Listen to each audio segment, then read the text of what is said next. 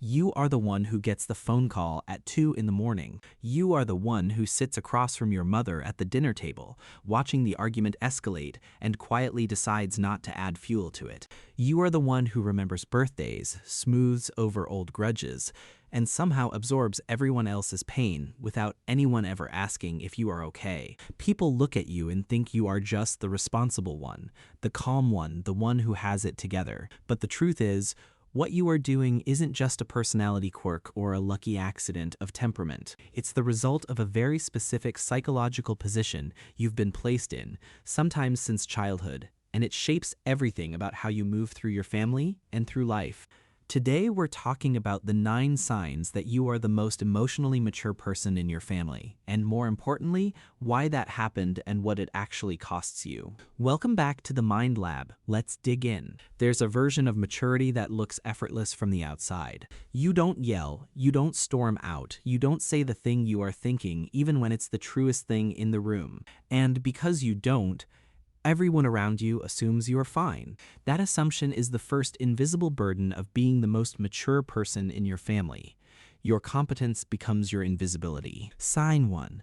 You are the family translator. When 2 people in your household are in conflict, they don't talk to each other. They talk to you. You carry the message, soften the delivery, and somehow find a way to make both people feel understood without betraying either of them. Psychologists call this the role of the emotional mediator, and research into family systems theory, developed largely by therapist Murray Bowen, shows that in most families, one person unconsciously steps into this role to reduce what Bowen called differentiation anxiety, the discomfort a family feels when members start expressing contradictory emotional truths. You don't play referee because you love conflict. You do it because somewhere along the way you learned that if you didn't, things would break. Sign 2. You grieve things the rest of your family doesn't even notice. A parent's offhand comment that revealed something painful. A missed milestone. A family gathering that looked cheerful in the photos but felt hollow in the room. You feel all of this. You carry it. And when you bring it up, you are often met with confusion or dismissal.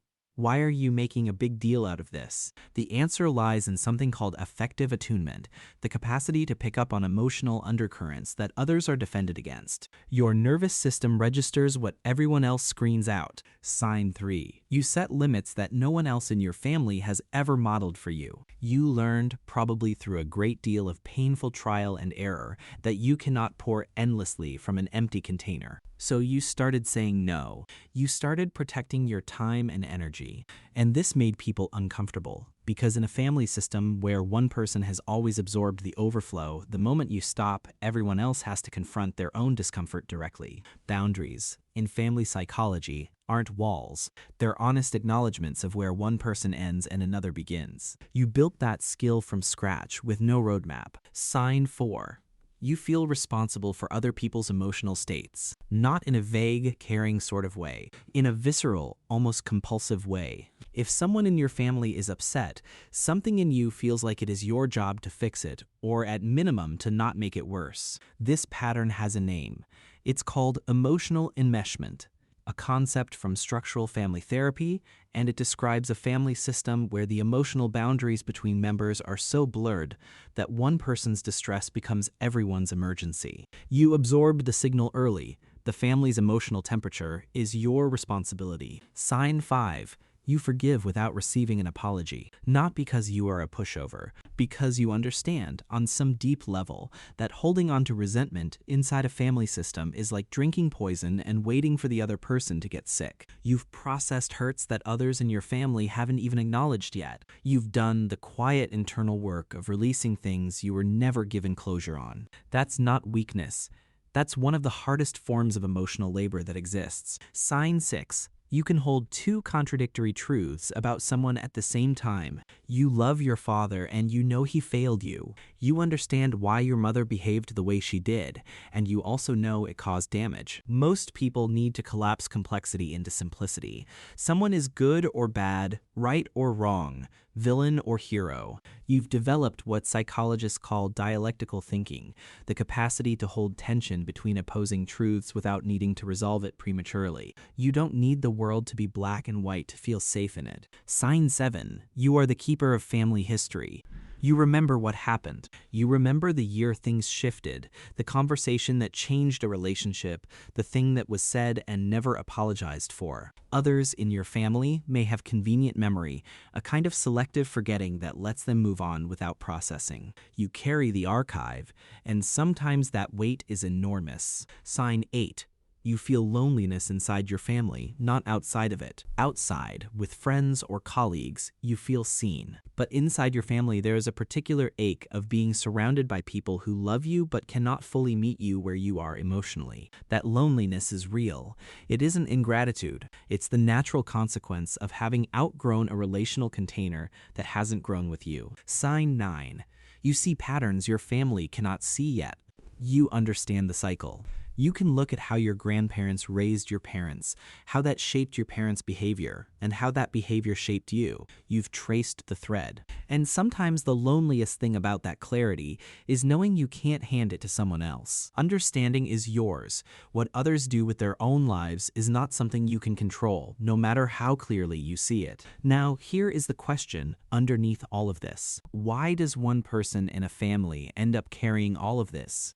Why you and not your sibling? Why this family dynamic and not a different one? The answer almost always lives in early childhood, and it is rarely dramatic. It doesn't require a crisis or a catastrophe, though those can accelerate it. What it usually requires is a child who was perceptive, sensitive, and placed through birth order, temperament, or circumstance in close proximity to an adult who was emotionally overwhelmed. Maybe a parent was dealing with depression they couldn't name. Maybe there was chronic financial stress that filled the air without anyone discussing it. Maybe one parent was frequently absent, emotionally or physically, and the household needed someone to hold the remaining pieces together. Children are extraordinarily attuned to distress in their caregivers. It is a survival instinct, and a child who senses that a parent is struggling will often unconsciously begin to modulate their own behavior to reduce that parent's stress. They become easier. They become quieter.